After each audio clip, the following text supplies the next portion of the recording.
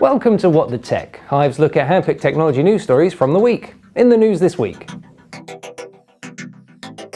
Google's recent acquisition of FitBit for $2.1 billion has left many owners of the smartwatch device worried that Google may soon have access to their personal health information. FitBit is used by over 28 million worldwide users, but have claimed that the personal information will not be sold to Google advertising.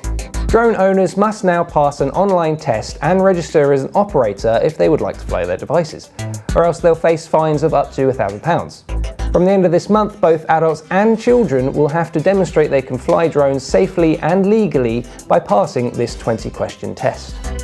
Elon Musk has said Tesla will unveil its all-electric Cybertruck on 21st November in LA near the entrepreneur's other company, SpaceX. Musk has talked about producing an all-electric pickup truck for years now, and it appears he's tying the unveiling date in with the same date that can be found at the start of Blade Runner.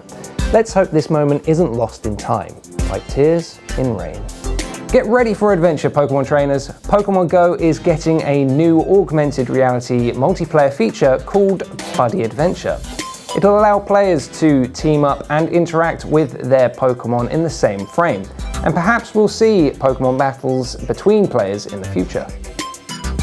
Drone driving tests, paired Pokemon players, and an electric pickup truck straight out of a sci-fi film. You can find more on all these stories at hyve.com/whatthetech.